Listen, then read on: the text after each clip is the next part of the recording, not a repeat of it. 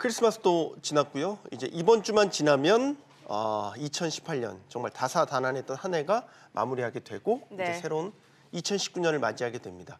이렇게 연말 연초 이 시기가 되면 곳곳에서 따뜻한 소리가 들려와야 하는데 말이죠.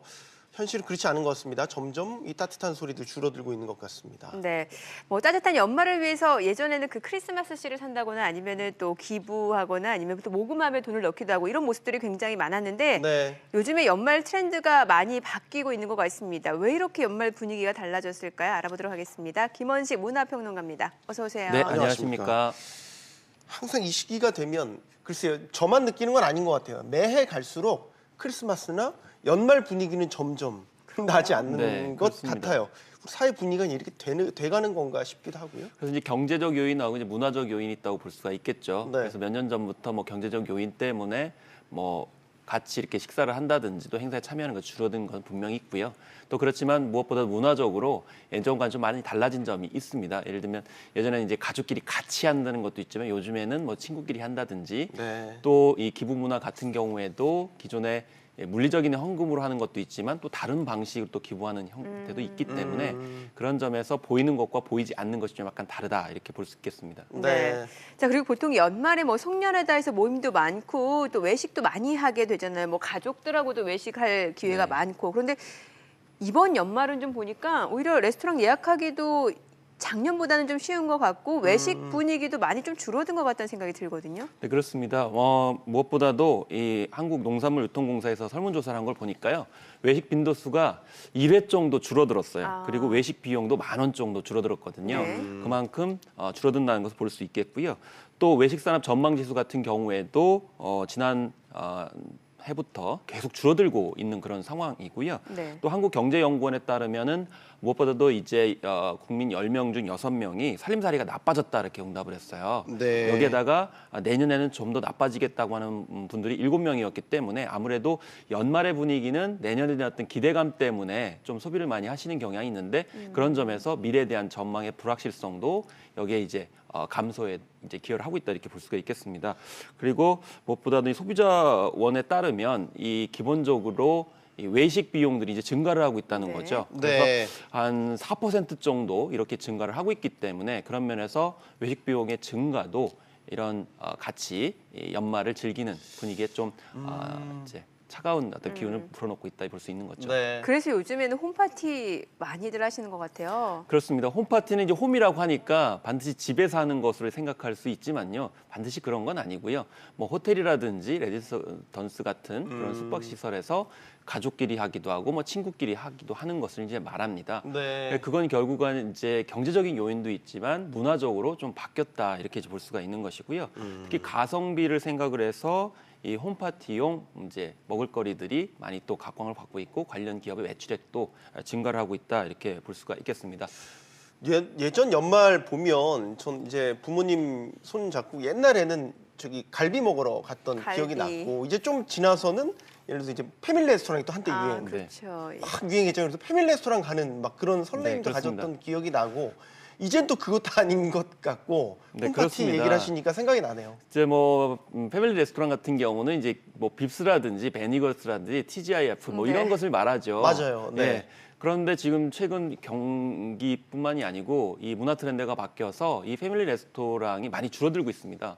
그래서 이 베니거스 같은 경우는 아예 한국에서 철수를 했고요. 그래요. 또 15개 정도에서 한 30개 정도 이렇게 줄어드는 것을 볼 수가 이제 있겠어요. 그래서 많이 줄어들고 있기 때문에 그럼 왜 저렇게 패밀리 레스토랑이 줄어드는가라고 이제 살펴볼 수가 있겠는데 일단 저 패밀리 레스토랑 같은 경우는 기름진 음식이 많은 경우도 있고요.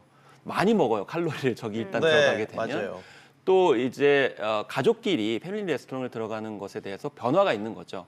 약간 좀 소규모로 이제 가는 경향이 있다는 것이고요. 또 한편으로는 스마트 모바일 환경이 또 기여를 하고 있습니다. 왜냐하면 예전에는 그런 스마트 모바일이 조성이 안 됐을 때는 저런 곳에 가서 분위기를 내는 것이 많았었는데 예. 최근에는 맛집이 많이 등장을 했고요. 네, 그래서 실시간으로 네네네. 이제 맛집 탐방도 많기 때문에 예. 이런 점도 있고 또 요즘에는 저런 획일적인 패밀리 레스토랑보다는 개성 있는 곳에 가서 자신들만의 그런 연말들을 보내려고 하는 문화적 트렌드도 이제 바뀌었기 때문에 그러면서 고전을 하고 있지 않나 싶고요. 또 간편식 시장이 많이 바뀌었고 아까 말씀하신 것처럼 집에서 간편식으로 즐겁게 홈파티를 하는 그런 경향도 결국에는 패밀리 레스토랑이 철수하게 되는 혹은 줄어드는 요인이 되고 있습니다. 네. 그리고 요즘엔 좀 팍팍해졌다라고 느껴지는 게 연말에 또 지인들끼리 선물 주고받는 거 많았잖아요. 근데 요즘에는 오히려 셀프 기프팅이라고 하더라고요. 그렇습니다. 셀프 기프팅은 그야말로 나 자신에게 선물을 주는 행위를 뜻하죠. 네. 그래서 크리스마스가 지나고 연말 그러니까 새해 오기 전에 많이 하신다고 그래요. 그래서 한 설문조사를 보니까 한 60% 가까이 되시는 분들이 나한테 선물을 준 적이 있다. 네. 그러니까 한 해 동안 나 정말 열심히 일했는데 누구한테 기대하지 않고 나 스스로 선물을 주는 것이죠. 그래서 선물이라는 것은 그동안에는 누군가한테 받거나 주는 것인데 자기 스스로한테 준다는 것을 볼 수가 있겠고요. 특히 구매 행태도 약간 다른데요. 다른 사람한테 주는 선물을 구매할 때는 오프라인 공간, 물리적 공간에서 꼼꼼히 따져본다고 합니다. 그런데 자신에게 주는 선물 같은 경우는 온라인 쇼핑몰을 통해서 네. 구매를 한다고 하니까 이것도 이 선물 주는 행태가 좀 바뀐 것을 볼 수가 있겠습니다. 네, 이 부분은 좀 생각해봐야 될 것 같아요. 뭐 많이 바뀌는 거는 어쩔 수 없다고 하지만 불우한 이웃을 돕는 기부. 예전에 이제 구세군으로 대표되는 건데 종소리 울리면서 불우한 이웃을 도웁시다 하면 뭐 주머니 있는 돈 그렇습니다. 넣어서 이제 많이 줄었다고 하대요. 보니까. 네. 그래서 지난해 통계청 자료를 보게 되면은 한 26.4% 정도 이렇게 되었어요. 그래서 2011년 이후에 가장 적다고 합니다. 아마 올해도 더 적을 것으로 이렇게 전망이 되고 있고 실제로 그렇습니다. 그럼 그 이유가 뭐냐라고 했을 때는 좀 여러 가지 요인이 있는데요. 네. 무엇보다도 불신을 이제 불러일으켰다는 겁니다. 예를 들면 이영학 어금니 아빠 사건이라든지 네. 새희망 씨앗 같은 경우는 뭐 127억 원 유용을 했다든지 예. 또 공동모금회 같은 경우는 3,300만 원을 또 유흥비로 이렇게 탕진했다는 그런 소식도 있었고 또 구세군 같은 경우에는 또 건물을 모금해 가지고 사용한 것 아니냐 이런 논란이 있었죠. 물론 구세군에서는 아니라고 이제 분명히 밝혔는데요. 이런 불신의 어떤 문제가 있고 무엇보다 제일 문제가 깜깜이 기부예요.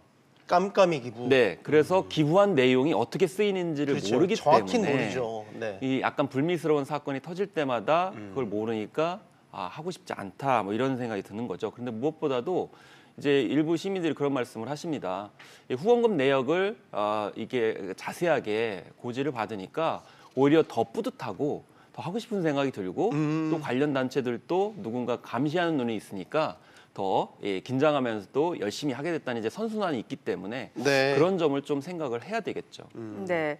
자, 그리고 요즘 집으로 날라오는 지로용지, 뭐 세금이라고 생각하고 납부하시는 분들이 많은데 이게 보니까 적십자에서 발송되는 적십자 회비라고 하는데 이거는 꼭 내야 되는 겁니까? 안 내도 됩니다. 그래서 지로용지 형태로 내기 때문에 마치 이제 공과금처럼 그러니까요. 반드시 내야 되고 안 내면 마치 이제 과태료가 붙을 것 같은 느낌이 드는데요. 네. 그 용지를 자세히 보시면 자율적으로 하도록 이렇게 기재가 돼 있어요. 네. 이것은 자율적으로 하시기 때문에 그동안 의무적으로 해야 되는 것처럼 내신 분들이 있어가지고 여기에 이제 약간 배신감 같은 걸 느끼시는데요. 무엇보다도 이 내고 싶지 않으신 분들 같은 경우에는 전화를 하셔가지고 고지서 같이 이렇게 오는 지로용지를 받지 않겠다라고 하시면 보내지 오지가 말아달라. 않습니다. 그래서 이런 점을 참조하시면 되겠고요. 무엇보다도 그런 좀 강제 형식의 그런 기부 문화가 좀 바뀌어야 된다는 것을 알 수가 있는 그런 사례가 되겠습니다. 네. 참 여러 가지들이 빠르게 바뀌는 시대인 것 같습니다. 네. 뭐 외식도 그렇고 소비도 그렇고 그러게요. 기부 문화까지 말이죠. 자, 연말 트렌드 알아봤습니다. 김원식 문화평론가였습니다. 감사합니다. 네, 잘 감사합니다. 들었습니다.